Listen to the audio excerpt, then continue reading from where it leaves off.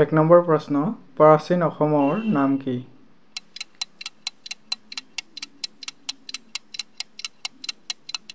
উত্তৰ প্ৰাগজ্যোতি পুৰুষ। প্ৰাচীন অসমৰ নাম হ'ল প্ৰাগজ্যোতিষ পুৰুষ। 2 নম্বৰ প্ৰশ্ন অসমৰ মাটিকালি কিমান?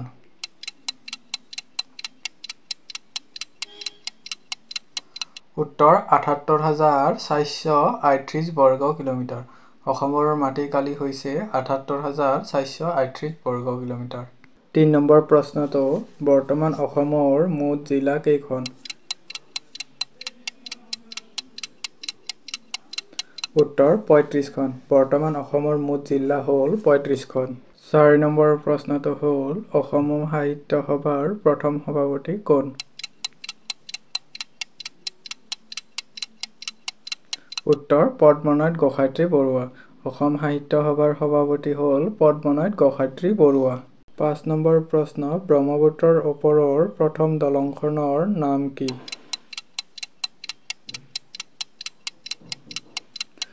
উত্তৰ শৰাইঘাট দলং। ব্ৰহ্মপুত্ৰৰ ওপৰৰ প্ৰথম দলংখনৰ নাম হ'ল শৰাইঘাট দলং। 6 নম্বৰ প্ৰশ্ন অসমৰ জাতীয় পক্ষী কি?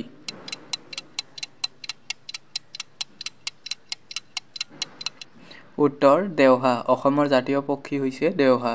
7 নম্বৰ প্ৰশ্ন প্ৰাগজ্যোতিষপুৰৰ ৰাজধানী ক'ত আছিল?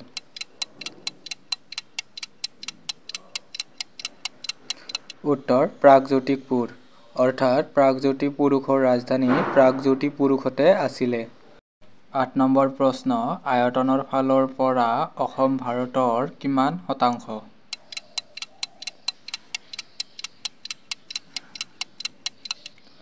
উত্তৰ 2.39 শতাংশ।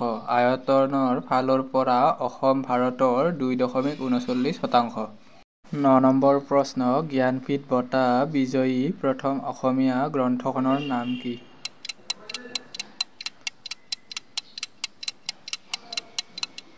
উত্তৰ মৃত্যুঞ্জয়। জ্ঞানপীঠ বঁটা বিজয়ী প্ৰথম অসমীয়া গ্ৰন্থখনৰ নাম হ'ল মৃত্যুঞ্জয়। 10 নম্বৰ প্ৰশ্ন অসমৰ প্ৰথম বিশ্ববিদ্যালয়খনৰ নাম কি?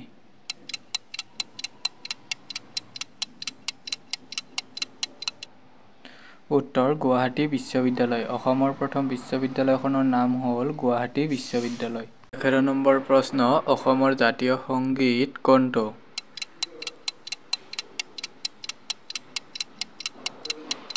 উত্তৰ অ মোৰ আপোনাৰ দেশ।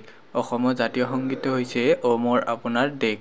12 নম্বৰ প্ৰশ্ন পাল বংশৰ প্ৰতিষ্ঠাতা কোন?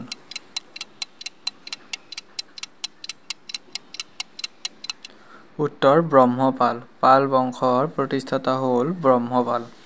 13 নম্বৰ প্ৰশ্নটো হ'ল অসমৰ আটাইতকৈ ওখ শ্ৰেণীটোৰ নাম কি?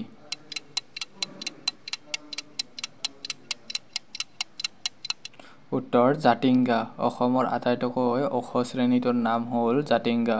14 নম্বৰ প্ৰশ্ন ভাঙনি কোঁৱৰ বুলি কাক জনা যায়?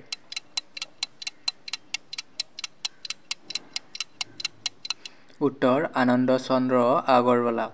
ভাঙনি কোঁৱৰ বুলি আনন্দচন্দ্ৰ আগৰৱালাক কোৱা হয়। 15 নম্বৰ প্ৰশ্নটো হ'ল অসমৰ বৃহত্তম ৰেল জংচন কোনটো?